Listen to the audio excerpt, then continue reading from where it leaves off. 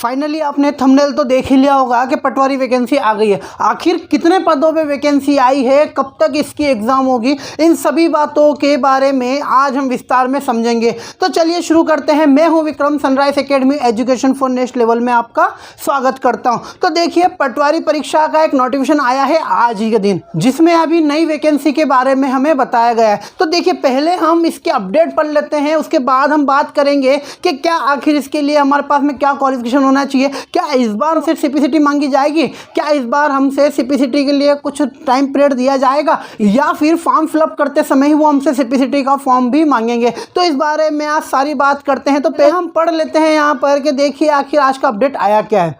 ये 2017 में निकली थी 9235 पटवारियों की भर्ती, 235 पद अभी भी खाली। अब यहाँ पर देखिए 4 साल बाद भी नहीं निपटा पटवारी भर्ती परीक्षा का विवाद। अब नई भर्ती की तैयारी। 6 महीने में लैंड रिकॉर्ड विभाग 1000 नए पदों के लिए करेगा भर्ती। अब यहाँ पर देखिए आपसे 1000 नए पदों पर भर्ती की बात की जा रही। ऑलरेडी हमें यहाँ पर पहले सूचना मिली थी कि 4000 पदों पर भर्ती होने वाली थी, लेकिन वो बता रहे हैं कि 1000 पदों पर भर्ती होगी। और जो ऑलरेडी जो हमारी वैकेंसी का जो पद बाकी है 235 पद अभी भी खाली है। तो क्या उनका क्या हुआ, आखिर वो वेटिंग लिस्ट आज तक क्यों नहीं खुली, तो उसके बारे में हम देखो आगे पढ़ते हैं, समझते हैं उन्होंने क्या बात कही हमसे। देखिए यहाँ पर बोला है कि प्रदेश में 2017 में निकली 9235 पटवारियों की भर्ती प्रक्रिया को नियुक्त भू अभिलेख लैंड रिकॉर्ड विभाग 4 साल बाद भी पूरा नहीं कर पाया।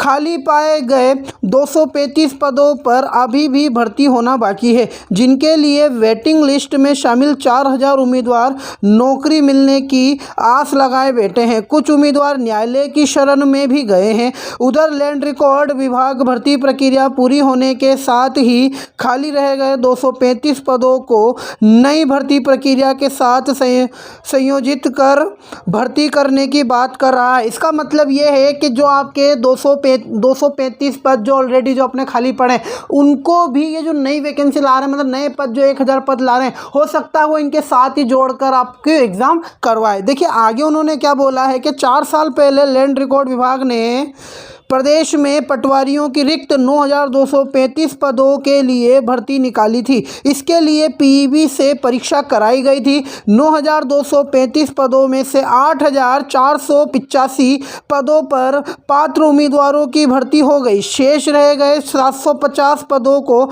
वेटिंग लिस्ट में उम्मीदवारों से भरा गया। वेटिंग लिस्ट से उम्मीदवारों की भर्ती कराने के लिए 11 बार विभाग ने काउंसलिंग की, लेकिन इसके बाद भी 235 पद रिक्त रह गए। वहीं उम्मीदवार का कहना है कि पीईबी और लैंड रिकॉर्ड विभाग के आपसी तालमेल के अभाव और सॉफ्टवेयर की गलती के कारण उम्मीदवारों के नाम एक से अधिक जिले के सॉफ्टवेयर में दिखने लगे। इससे लिस्ट तैयार करने में गड़बड़ी हुई। यह गलती विभाग की है, लेकिन नुकसान उम्मीदवारों का हुआ। इसीलिए इस भर्ती परीक्षा को लेकर न्यायालय में केस भी लगाए गए। अब यहाँ पर देखिए लिखा है कि 2017 दिसंबर में हुई थी परीक्षा। 28 मार्च 2018 को आया था रिजल्ट। 10 लाख उम्मीदवारों ने दी थी परीक्षा। यहाँ पर हमसे क्या बोला गया है कि मतलब अभी जो नई अपडेट आया है, इसमें उन्होंने बोला है कि हमसे 1000 पदों पर वो भर्ती लेंगे। यानी कि जो 4000 पद जो ऑलरेडी आने वाले थे, वो कुछ कह नहीं सकते कि वो 4000 को घटा के इन्होंने 1000 कर दिए गए, या फिर उन 4000 में 1000 जोड़ के 5000 और 235 पद जो एक्स्ट्रा बच्चे हमारे, वो भी शायद इसमें जोड़ दे और हमारी वैकेंसी ले ले। अब बात ये आती है कि क्या इस बार की जो पटवारी वैकेंसी होगी, क्या उसके अंदर सीपीसीटी भी मांगा जाएगा? भाई ये दिमाग में आता है कि क्या सीपीसीटी इस बार भी होगा? तो देखो आपको पता है कि कहीं टाइम से अभी तक मतलब काफ़ी लंबे समय से सीपीसीटी की एग्ज़ाम हुई नहीं है।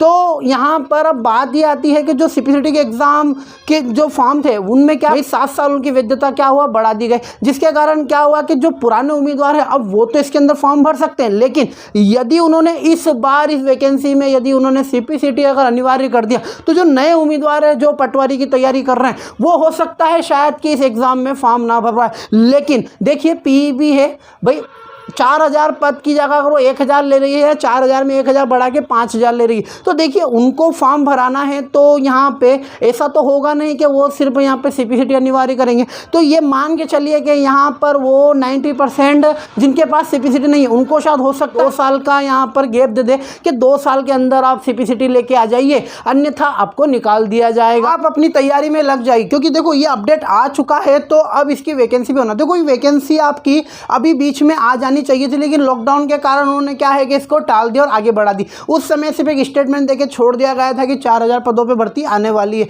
तो वो कह सकते हैं कि स्टूडेंट को एक लॉलीपॉप दिया गया था बस। और अब फाइनली क्या हुआ कि इसके बारे में बात आई है कि 1000 पदों की तैयारी में वो लगे। तो आप यहाँ पर तैयारी में लग जाइए, क्योंकि वैकेंसी आने वाली है।